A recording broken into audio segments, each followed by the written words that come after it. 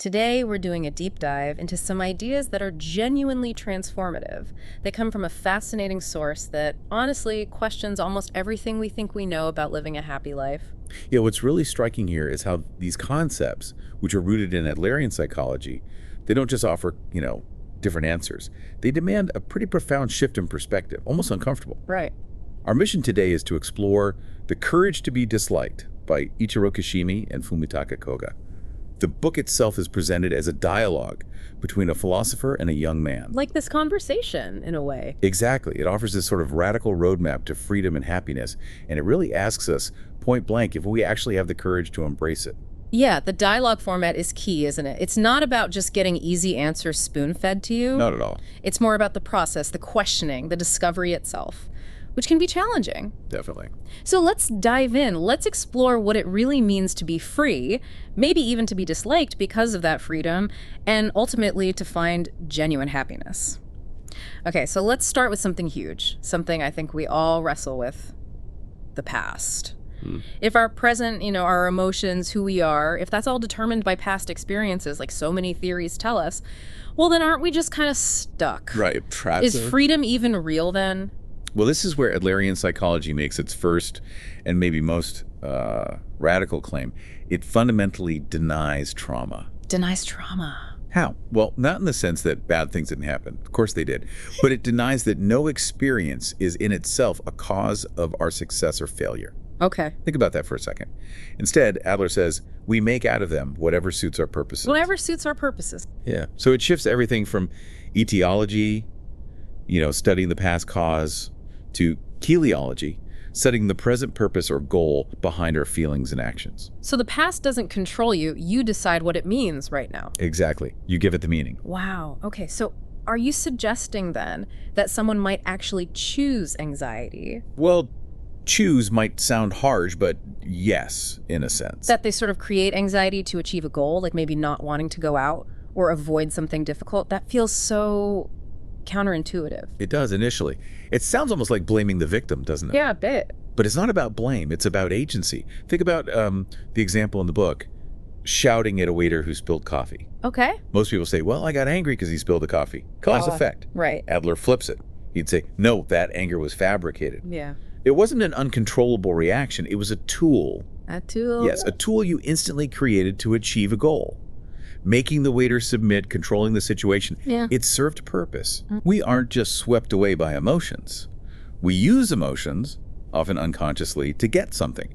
So the question isn't what caused this feeling, but what is the goal of this feeling? The emotion serves you. Yeah. Not the other way around. Okay. Right. So if we're not controlled by emotions and the past isn't this fixed chain, then the power is really with us. Completely. It means, like the book says, your life is not something that someone gives you, but something you choose yourself. Precisely. It's about the meaning we give to things, not the things themselves. It's liberating, but it's also a huge weight of responsibility, isn't it? It is a massive responsibility. And connecting this to the bigger picture, Adler throws out another bombshell. All problems are interpersonal relationship problems. Oh, problem. All problems. Just pause and really chew on that for a second. Okay. He even says if you live totally alone in the universe, poof, all your problems would vanish. That's a very strong claim. But surely there are internal struggles, things that feel totally personal, like, I don't know, a fear of heights, or just striving for a personal goal. Is that really about other people? Adler argues that the shadows of other people are always present. Even those seemingly internal things, they're usually rooted in comparison or how we think we fit into a social context. Take feelings of inferiority. They're subjective judgments, right? They only happen when you compare yourself to others. My height, for instance, 155 centimeters. It's just a number. Right. It only feels inferior if I decide it is in relation to other people or a society that values height. The whole idea of value, even for something like money, is a social agreement. Without others, there's no comparison, no social context, so no problem. Okay, this is where it starts getting really practical and maybe challenging for everyday life. Adler says feelings of inferiority are actually good. Healthy stimulants for growth. They push us. Yes, that striving is healthy. But then there's the inferiority complex, using that feeling as an excuse, like, oh, I can't succeed because I didn't go to the right school. What's the purpose behind that? What's the payoff? It's really a lack of courage. a lack of courage to make the real effort needed. The complex is just a convenient story, an excuse to avoid the hard work of actually trying to change or achieve something. Makes sense. And it's closely related to the superiority complex. You know, the person always boasting about past glories or name-dropping or flashing fancy things. Trying to compensate. Exactly. Yeah. The one who boasts does so only out of a feeling of inferiority. It's the flip side of the coin. And think about people who brag about their own misfortune. Oh, yeah. I know people like that. Using weakness or suffering to get special treatment, sympathy, maybe even control others. Adler noted, in our culture, weakness can be quite strong and powerful, like a baby essentially ruling the household through helplessness. These are all just strategies, ways to avoid engaging directly with life's real tasks. So if all our problems really come down to relationships and we build these complexes to sort of navigate them or often avoid them, how do we get out of that loop, out of the constant comparing and competing? The key insight, and it's a big one, is that life is not a competition. Not a competition. No. The pursuit of superiority that Adler talks about isn't about being better than others, it's about moving forward yourself, taking your own steps on your own path. Progress against yourself, not others. Precisely. We are not the same, but we are equal. The second you start seeing other people as rivals, as competitors you have to beat, you're trapped in unhappiness. A healthy feeling of inferiority compares your current self to your ideal self, not to the person next to you. Right, okay. And this leads us to another really radical idea. Our desire for recognition, that basic human need to be approved of, liked, validated. Yeah, that seems pretty fundamental. Adler says that very desire is what steals our freedom. Adlerian psychology actually denies the need to seek recognition. In fact, it says you must not seek it. Whoa. Okay, hang on. That sounds incredibly selfish, almost antisocial. Are you saying we should just ignore what others think or want? Even our parents, like in the book's example about choosing a job they hate. Isn't considering others important? It requires understanding something crucial. The separation of tasks. Separation of tasks. Yeah. The key question you always need to ask is, whose task is this? Whose task? Whose problem is it, ultimately? If the final consequence of a choice, the burden of it, doesn't land directly on you, that is not your task. Okay. So interfering in someone else's task is like a parent forcing a child to study or letting others interfere in yours, like choosing a career just to please your parents. That's where all the interpersonal tangles come from. Trying to force change on someone else, even if you think is for their own good, is basically manipulation. The book is clear. You are the only one who can change yourself. That is really tough, Yeah. especially with family. So if my parents disapprove of my choices, their sadness, their anger, that's their task, not my burden to fix. According to Adler, yes. It's their emotional response, their task to manage. The book says, it doesn't matter how sad I make my parents feel. And what another person thinks of you, if they like you or dislike you, that is that person's task, not mine. That takes some serious courage to live by. It really does. And what's fascinating is the conclusion drawn from this. Freedom is being disliked by other people. Freedom is being disliked. Yeah. Not that you try to be disliked, obviously, but if you are disliked sometimes, it's actually evidence that you're living freely, according to your own principles, not just trying to please everyone. So there's a price for freedom. There's a cost, and that cost is being disliked by someone. We don't seek it, but we don't fear it either. It's like, Alexander cutting the Gordian knot. Sometimes freedom requires a clean cut through expectations, not endless attempts to untangle them. Okay, but then how do you build good relationships, friendships? Love. If you're always separating tasks and okay with being disliked, doesn't that just lead to isolation? Everyone just doing their own thing. Well, the separation of tasks isn't the end goal. It's the entry point. It clears the way. Good relationships actually require what Adler calls a moderate distance, respect for boundaries. Moderate distance. And instead of vertical relationships, based on hierarchy, praise, and criticism. Like boss-employee or sometimes parent-child. Exactly. Which are really forms of manipulation judgment passed down from someone superior to someone inferior. We aim for horizontal relationships. Horizontal. Meaning? Equal footing. Respect. So in a horizontal relationship, you don't say, good job, because praise itself creates that vertical dynamic. It puts you above the other person, judging them. So no praise. What do you say? You say, thank you. Thank you. Yeah. It expresses gratitude and acknowledges their contribution without making a judgment about their ability or placing yourself above them. It's about appreciation, not evaluation. Okay, so if praise is out, how do we encourage people, encourage ourselves? How do you foster growth without that good job validation? Encouragement isn't about praising ability. It's about helping someone find the courage to face their tasks. It's about communicating. I see your contribution. You are helpful. You are valuable to the community. So it's about feeling useful, contributing. Yes. It's about fostering that internal feeling of contribution. That's the only thing, Adler argues, that gives us a true sense of our own worth. Not being judged good by someone else's standard, but knowing you are of use.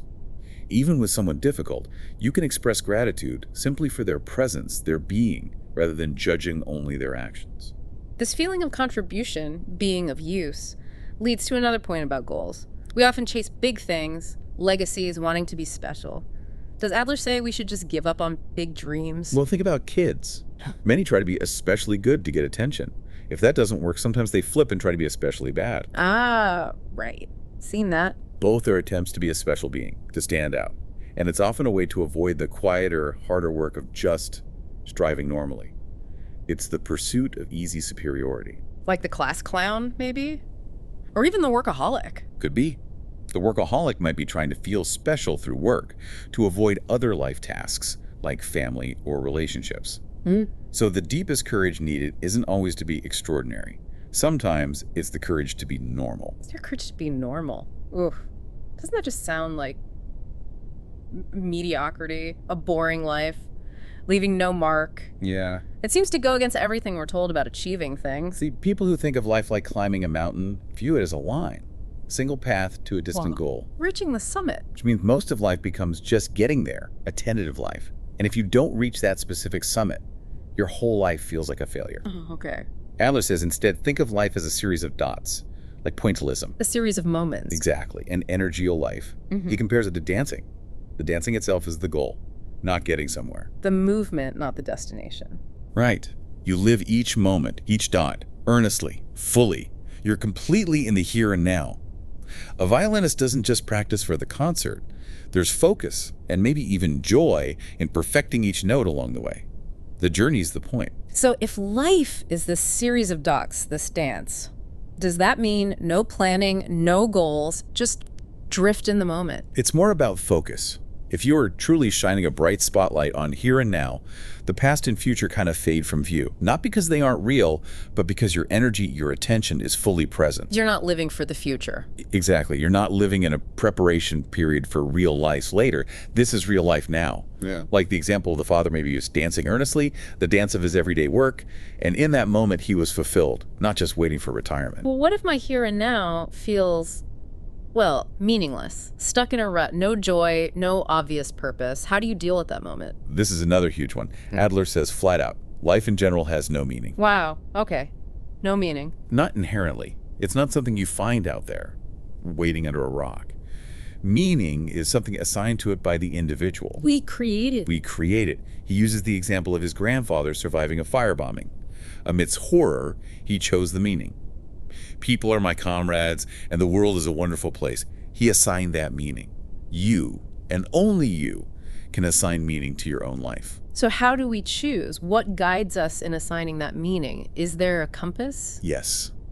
The guiding star, the grand compass pointing to a life of freedom, is contribution to others. Contribution again. Always back to contribution. No matter what moments you're living or if there are people who dislike you, as long as you do not lose sight of the guiding star of I contribute to others, you will not lose your way and you can do whatever you like. It's that deep internal sense of being useful, connected, that gives you unshakable worth. And the biggest mistake, the greatest life lie, is to not live here and now. To be constantly looking back or looking forward, casting this dim, vague light over everything and thinking you've actually seen something clearly. Wow. This has been, intense, really sharp. Like the book itself feels like two minds really sharpening each other. That's powerful stuff. We've really dug into how Adlerian psychology, through the courage to be disliked, just turns things upside down. Denying trauma's absolute power, seeing unhappiness potentially as a choice, anger as a tool. Understanding all problems is interpersonal. Yeah, that one's huge. And then wrestling with separating tasks, embracing being disliked as, paradoxically, freedom itself.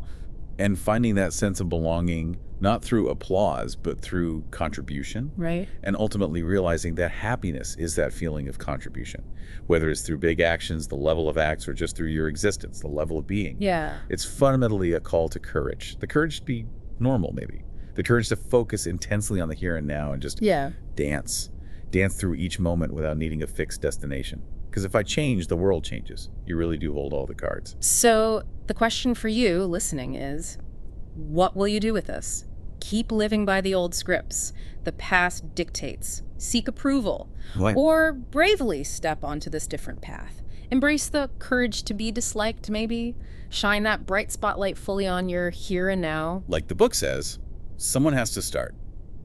Others might not cooperate, but that's their task, not yours. My advice is this. You should start, with no regard to whether others are cooperative or not. So maybe consider this.